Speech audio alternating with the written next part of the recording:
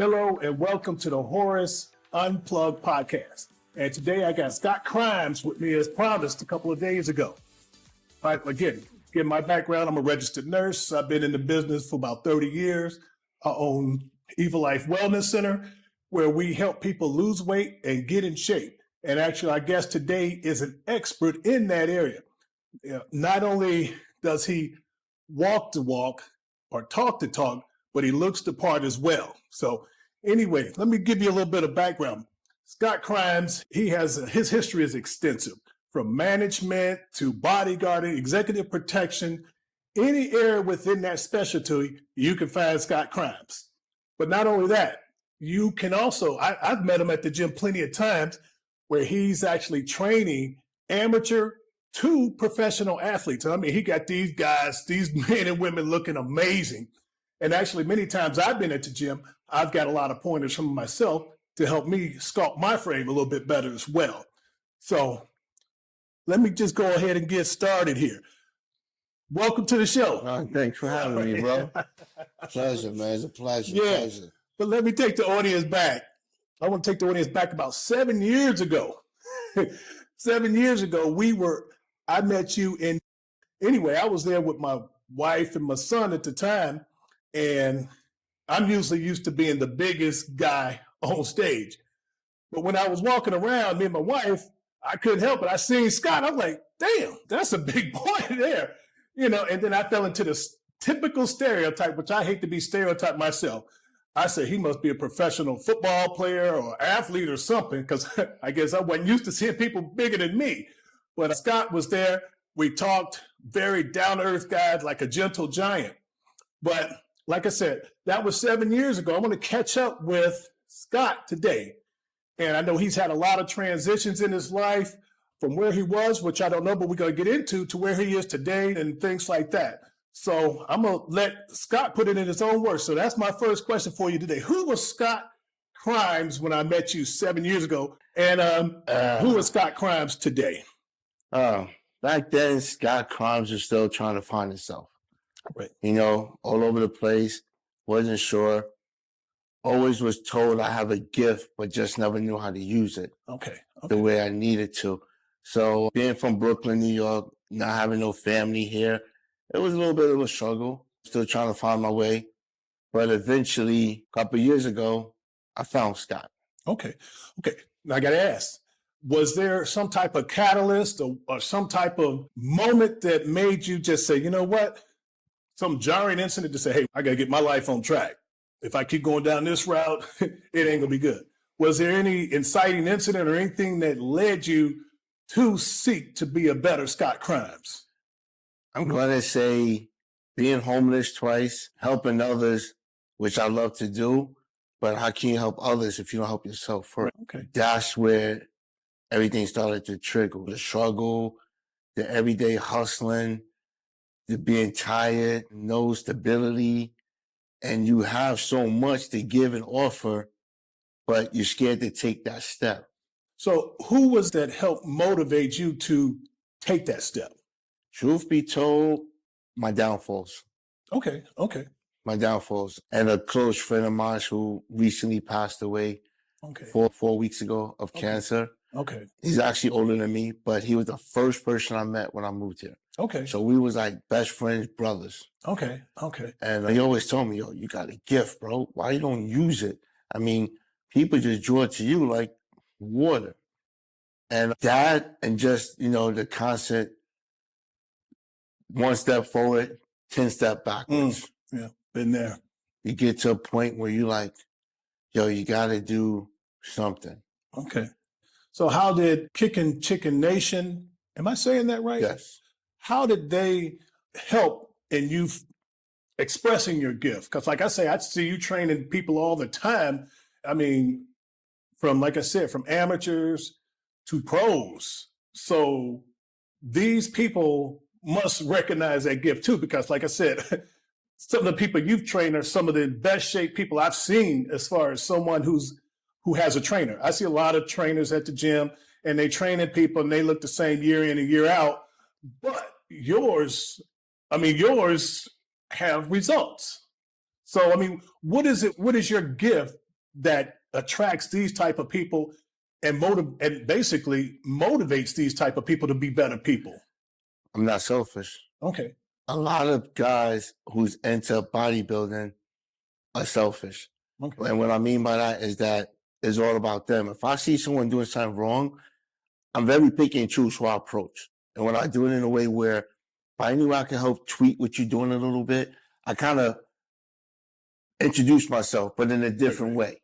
Right. And when they start to see it and they see it works, it makes them like, damn, I'm nowhere at his level. Why should he even talk to me? But he took time out to help me. And that's something this generation doesn't have. Okay. Which when I grew up, that's what I had. I feel the same way. Looking at a lot of kids these days. I mean, I had mentors in my life at that time, even from my dad, even though he worked a lot. I mean, I only seen him at night, but he was working, supporting all 13 of us kids. But he still instilled principles in us, But a lot of kids don't have that these days. And I know some of them go to big brothers, big sisters, and different organizations like that. But at my age too, I think I'm older than you. I'm 56.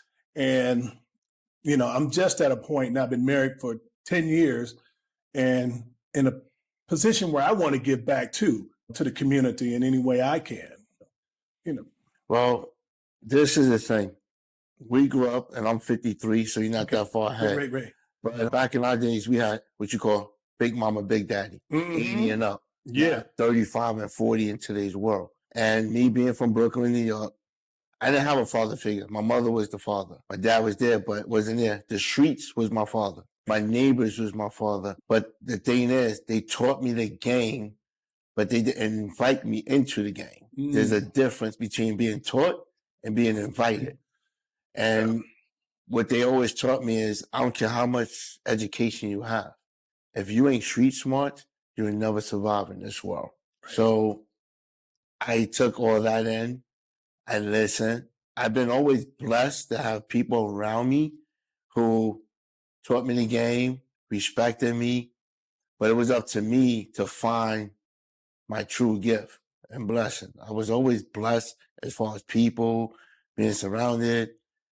I mean, you have those who come and go, but one thing I noticed, I always drew people I didn't expect to draw.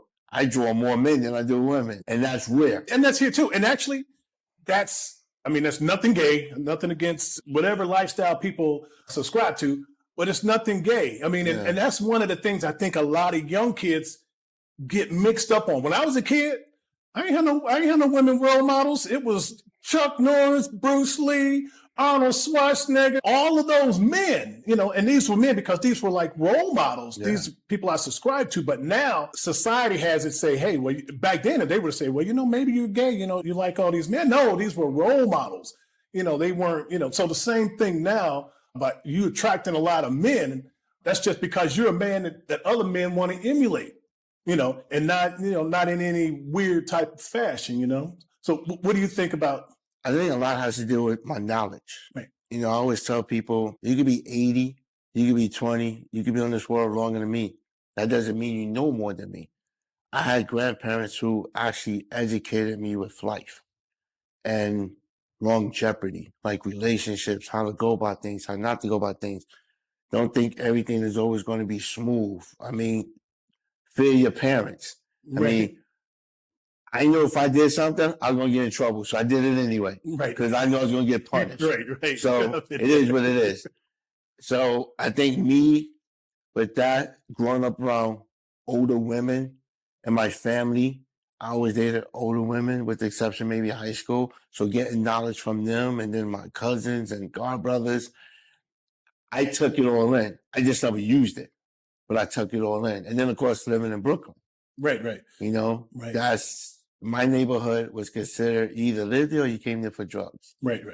So I played sports. So that's what kept me on a safe trip from the gangs and all. They respected me because I played sports. And then, of course, they knew my people and my people knew them. So I was blessed in that way. Okay. All right. So, some things we took for granted. You don't know what you have until it's gone, but at the end of the day, as you get older, you have to become wiser. Right. And moving to Florida was a big transition for me. And that's where believe it or not, my downfall started. Okay. Because, living in New York, had it all, making good money on my own. Right. Come to Florida. Oh, God, now you better know Spanish, you better know every language there is. You got to have a car. Right. It was just up and down. But I survived because of where I came from. But after a while, you get tired of hustling. You just want to become normal. Right. And I'm from Detroit. That's my home. And that was the chain gang and all that stuff back there. And it was getting so bad, I was northwest side of Detroit, which wasn't the east side. It wasn't bad, but it was bad enough where in the 5th grade, my parents said, you know what, for him to thrive, we got to get him out of here with his peers. Because some of my friends I grew up with from elementary school, and, we gangbanging at that time. And so they just uprooted, moved to the other side of town, all away from my friends. So the change of environment changed everything for me, and it put me on a different path. My parents were trying to guide me in the right way, but it's hard to fight with your peers. Got my parents out. What do they know? Yeah. Okay, whatever. True. My friends, we know everything. But I think that was a big transition to change the location. Now, changing location can be good, and it can be bad because I've done both. Where they moved me here to the other side of town, but then when I went into the military, I said, you know what, I'm tired of that. I didn't have no reputation when they moved. No one knew me. They knew me on the other side, but over there, I was nobody. I said, I'm changing my image. So I went back into being a bad guy again when I moved into the military, because I said, nobody knows me or nothing like that. Let me reinvent myself. But unfortunately, I reinvented myself in a bad way. We have to go through that sometimes. Like I said, I found myself, I got baptized last year, February. Okay, congratulations. I got to the point like, you know what? I got to use the gift God has given me. And that's, I hate to say it this way, my body. Me helping people get to a point in their life where they need to get to. Kickin Chickin Nation came up, a mutual friend of mine introduced me to the CEO of Kickin Chickin Nation. I used to train him. His name is Arlen in Lighthouse Point. He said, Scott, there's a friend of mine I want you to meet. I'm like, what bullshit is this? Because, in Florida, everybody's a bullshitter for the most part. Yeah. Until you get to know him. And his name is Josh. Josh and I, we met. And we talked. And he said, look, this is a brand I'm coming out with. And he actually used to work for Morgan & Morgan. He's a lawyer, but he's over in He's Fort part Myers. of the crowd that was invited into the group. Yeah. So Josh is very wise, very smart, good-looking guy, and well-educated. And we connected right away. And we was honest with each other. I said, bro, I thought this was bullshit. But I came because of Arlen, who connected us, and I said, I'll do it. So the more we talked, the closer we became to get together. Came with his clothesline, his shirt, and everything. We met, we sold some stuff, and I said, you know what? This guy actually worked. And to trust someone you don't know means a lot, especially in today's world. He took a chance on me, I took a chance on him. And it's new. Like anything else, you got to crawl before you walk. Unfortunately, I haven't been able to put 100% in it because the last 6 weeks been crucial because of my best friend brother death. Because he had cancer from October and he just passed away in January. And I met Josh at the end of October. So he came at a time where a lot was going on. But now that my brother is in a better place, now you will start seeing Kickin Chickin Nation take off. Because I have plans. And my plans is to take people who needs a stage, is to take people who really hungry for it, is to let people know that, Joe, you could do anything you want to do if you put your mind to it. I'm just a motivator. What is Kickin Chicken? I'm not gonna lie, when that first seemed like, I heard people say like bird chest and chicken legs, but I say for a health company, is it a health company? Well, here it is. Josh Melendez and his wife, Brittany, are from Texas. And Josh grew up on the farm. And with a lot of chickens and horses and everything. And, doing the everyday thing, working, taking care of the farm, all into the night. And the more he did it, the more he realized, look, I'm up before the chickens. And guess what? I'm up even when the chickens come at night, which that part I didn't know. So the concept is real workers, like real people go to the gym. We up before the roosters. And we still up when the roosters crow at night. So that's how Kickin Chickin was Born. All right. Okay. That makes sense. Cause I know you sometimes you're at the gym 2 o'clock in the morning. I thought I get to the gym at 4 o'clock, and sometimes when I work out at the hospital, I have to be there at 7. And so when I get to the hospital, they say, oh yeah, you got it. What? That's crazy. You got up at 4 o'clock. I say, well, yeah, that's my time. Yeah. Because that's really the only time I'm in control of during the day. Like when I get off, I'm at work till 8 o'clock at night. When I get home, I don't really know what I got to do around the house. I got to spend some time, a couple minutes with my kids before they go to sleep, a little bit of time with my wife. So I can't go to work after I get off work. So I say the only time I got is in the morning. And that's how Chicken Kitchen rolls. In the morning, we up before the roosters. And at night, we still up. So they up, 12 hours shift? We up 16 hours. So that's how the name was created. And plus, it's different, and people like different, especially if they understand the concept. So once you explain it, they get it. And it's like, okay. So we got a clothing line business. We have a website for it.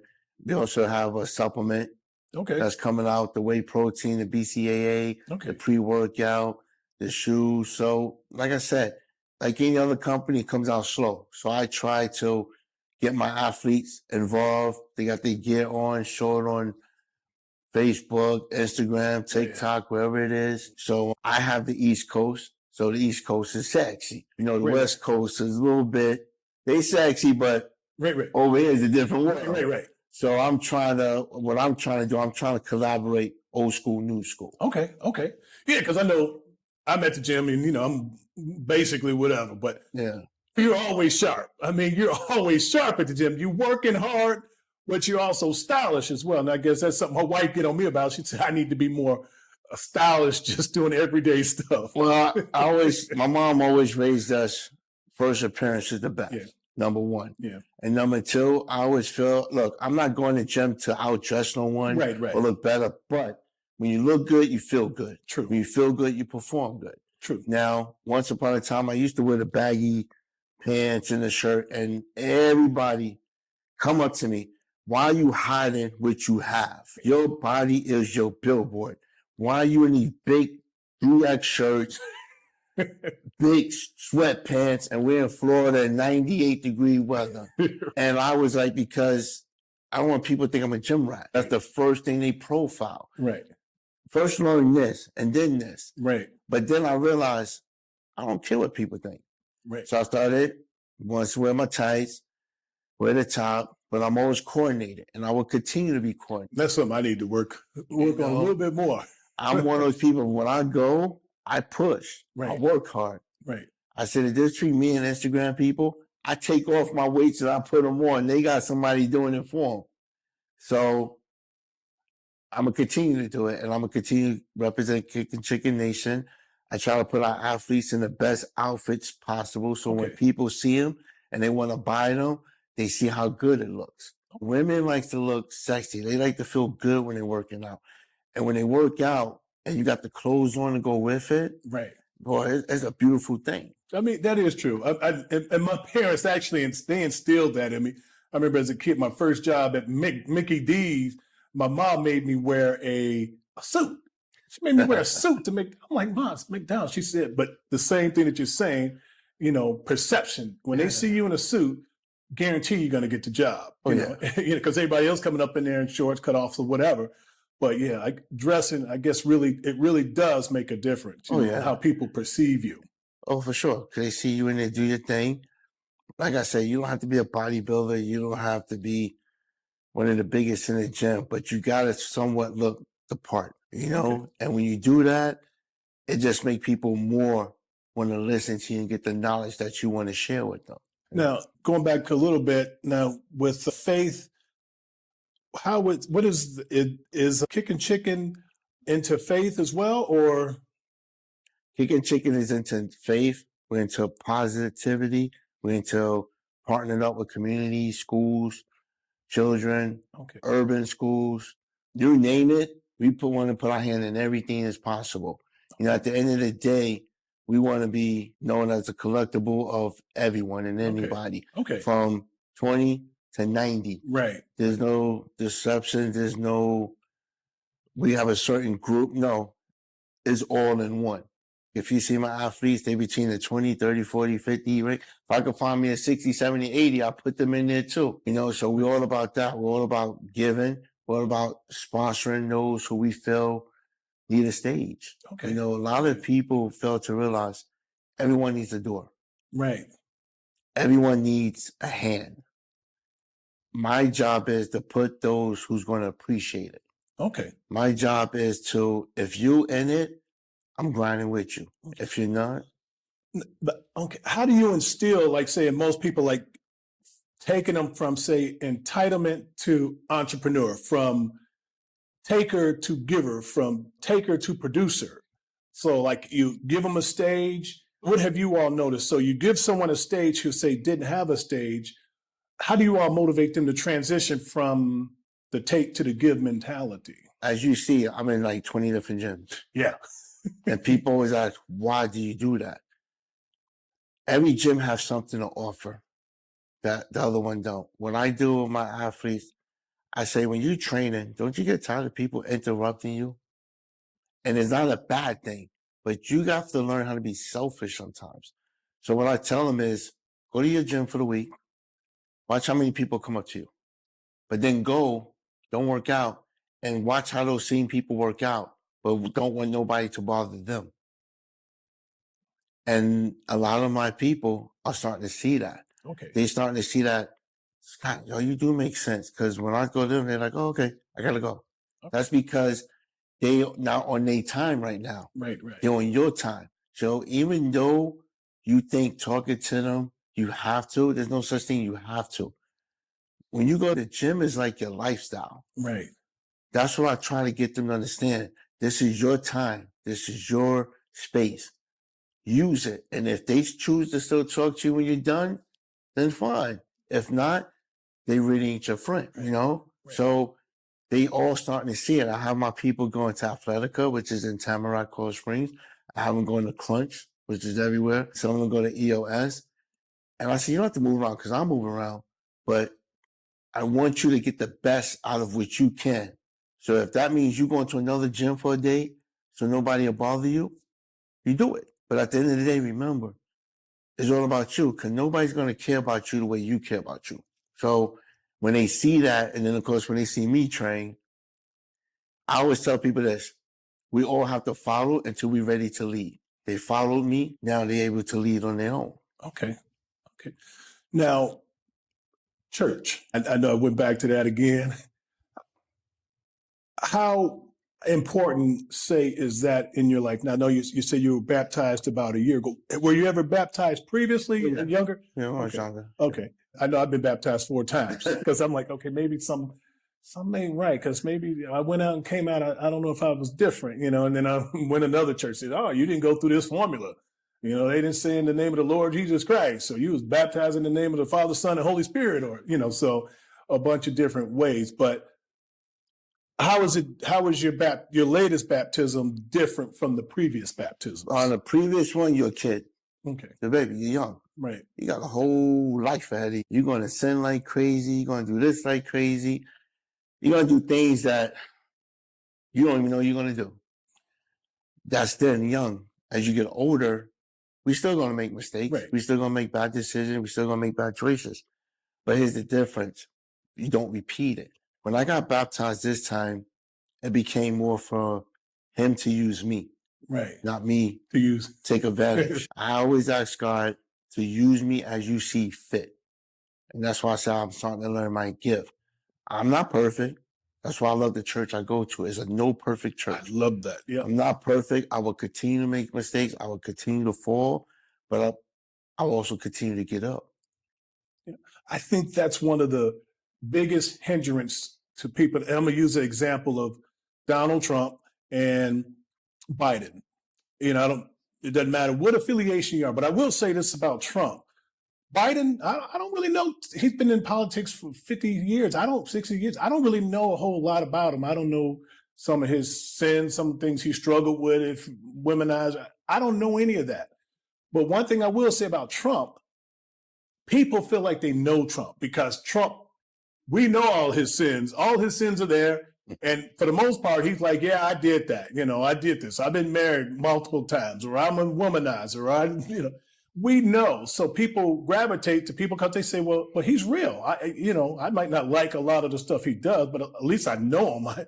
If he's a bad guy, I know he's a bad guy. This other guy, I don't know if he's good or bad, or is he just pretending to be good, but I don't know. I don't know. So saying the same thing, a lot of times I think when we share our weaknesses with people, that actually helps them, because that's one thing I don't like about my dad, or I miss, is that all I knew is that my dad was good. He never showed me or talked to me about the bad stuff. It was one occasion we were about to sit down and have a man-to-man, and it looked like he was going to really tell me some deep stuff from his past. And he said, well, I better not. And I think that was one of the biggest hindrances, because when I'm going through stuff and I look at my dad, I say, well, I don't think my dad went through this type of stuff. So I can't ask him for help, because I'm like, well, he didn't go through this type of stuff, where if I would have known he went through that, because, oh, dad, and then we would have had a closer bond, So, I try to do that with my kids. they're young, but, I write books and things like that. And I have a book series that's out. And one of them is just kind of, I just basically I put my trash out there. My mom said, if you run for politics, you probably win. Because she said, yeah. They said the human politician, because Dad, I put all my, hey, I'm not perfect. Hopefully I won't go back to there, but life is progressive. It's like a superhero. It's like any story. You see a character, he started off, he's just enjoying life, doing whatever. Then he has some challenges during the middle of his story, but towards the end, he has some challenges, and we know, is this guy going to get it right and live happily ever after? And in mostly all your superhero movies, every story, it's like a happy ending. Through all this crap, they finally get it together. So that's why I don't judge anybody, my nieces and nephews who are womanizing, and all these women in their 25 years old. I'm like, they're still in the beginning part of the story. But wait till I can't really judge till like 50, 60, and see when they start to get towards the end of the story. How is it then? So I can't judge anybody when they're young, 18. You shouldn't do that. You're going to hell. Yeah. But that's the part of the story that he's in. Yeah. Kickin Nation I believe, is my destiny, because of what I love to do and how it can grow and how I can help people, and also open up doors for those who don't have a door open. Right. One thing about fitness is almost like politics. Everybody picky and choosy because of what they see. I told people, fitness is not what it used to be like. For those who's new to it, they don't really know fitness. CrossFit is not CrossFit. We did that in football. They just gave it a name, and that's it. So what I try to do is educate everyone on it. People tell you, don't do this, do that. When you do, look, number one, you don't know if a person have an injury. Number two, you don't know if a person have an illness. So to tell them to do certain things is not the right thing. Pistol Pete didn't shoot like that. He shoot underhand, and it went in.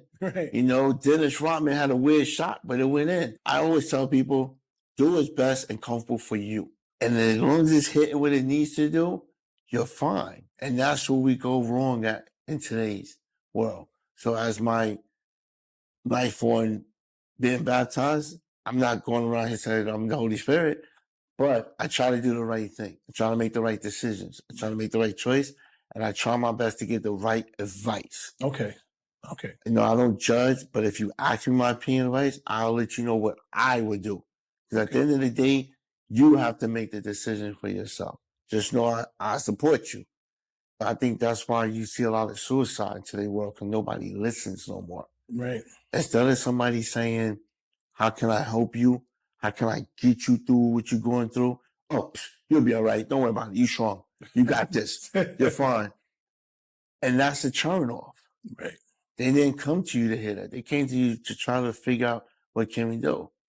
So that's why going back to church for me every week, I love it, because not every sermon is for me, but there's going to be a few that are for you. And I take it and I just add it to my everyday life, and I try to follow it. I'm not going to say live, because I'm sure I'm going to turn the detour somewhere. Right. But at the end of the day, I always get on my knees and I say, God, forgive me of what I've done yesterday. Don't know what it is, but I probably did something you didn't like. But today's a new day. Mold me, guide me, give me the knowledge and wisdom I need, and then I go on about my day. All right. All right. Yeah, man, it's beautiful there. Yes, that's what it's about. That's definitely what it's about, being humble. And a lot of people, like I said, would see someone big and say, okay, well, he's probably not humble, or he's arrogant, or this, that, and the other, which would be totally wrong. So how can we change the image of, I say black kids. The only reason I say black kids, it's all kids, but a lot of times black kids get kind of pigeonholed into like an area. Like you say, sometimes people don't let you, they show you the other side, but they won't let you in through the other side. But how can we help mentor those kids, like, to be a real man? Like when I was growing up in 70s and 80s, a real man was a guy who could pull the most girls, and those type of things, going out drinking.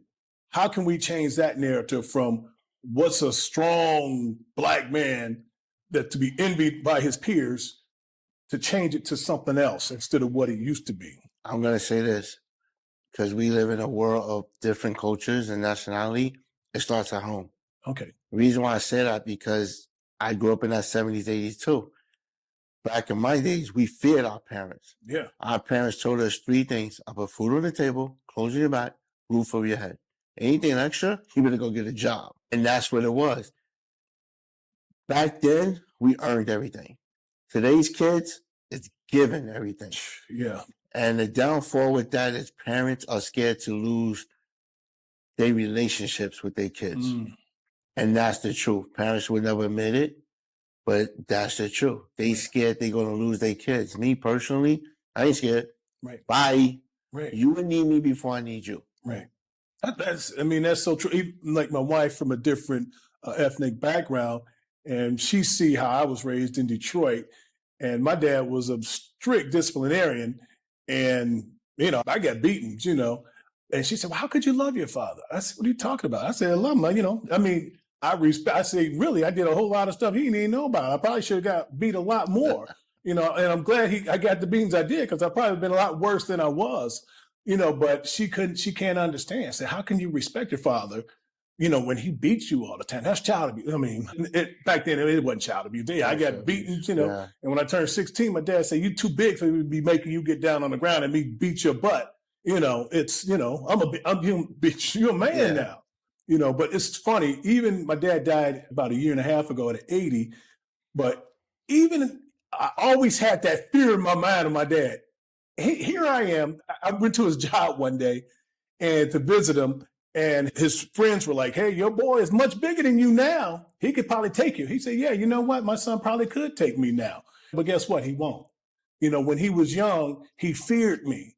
And now that he's older, he respects me. So I still get the same response from him. He ain't gonna try me. But the same thing, I was still fearful of my dad. And he wasn't trying to be my friend. And like you said, I think that's a big thing. People, mothers going out partying with their daughters, or fathers going out doing things with their kids and stuff like that. And I think that's, you got to unfortunately, you're there to guide them. You have to look. Unfortunately, women work now. Yeah. Back then, women was more at home with grandma and grandpa, and they were somewhat had control of everything while men worked. True. Now women work, some make more money than men, and nobody's home to guide these kids no more. All these kids know is social media. And unfortunately, that's all adults know. That's why a lot of them are single. Yep. Because they can't meet nobody. Why? Because when you finally get to go out with the person, there's no conversation. Yep. You hit it right on the head. I was just reading a book by Thomas Sowell yesterday, a Black philosopher. And he said, and he's from New York, and he said, the thing is 4 things that we used to have that we don't have now, and the parents. And that was, we made sure kids got their sleep. Hey, it's time to go to bed. It's 8:30, 9 o'clock. Go to bed. We made sure they got up. They got up in the morning. They ate breakfast, and we made sure they got off to school. And it's 2 other points he made, but I'm like, oh yeah, that's what parents used to do. But now kids go to bed when they want to. Parents are going to work before the kids got to do for themselves or be trained by their peers. So the blind leading the blind. It's tough out there. And unfortunately, I run into a few kids sometimes at the gym. Sometimes it's annoying because they're doing all this flipping and everything. But then I had to say, you know what? I'd rather them in the gym than out there stealing and robbing, you know? But in the same token, are you here because you want to be here, or are you here because it's a hangout spot? And I get that way because next to church, the gym is my happy place. And I don't want nobody disturbing my happy place. Right. That's why I go to 20 different gyms, because I learned to move on. Now, 30 years ago, I'll be ready to clean house. Right? I say, you know what? Get your other membership, go somewhere else, peaceful and quiet. And that's what I do. Okay. You know, but as far as the kids in today's world, to be honest with you, this generation sucks. Yeah, like I said, it's hard now because, I mean, they're being inundated with just so much stuff. I mean, who would have thought a virtual dad? You know, I got a girlfriend. Oh, yeah, introduce me to her. Oh, yeah, put these VR glasses on. What? She's an AI? She's in this metaverse? She's in this other world.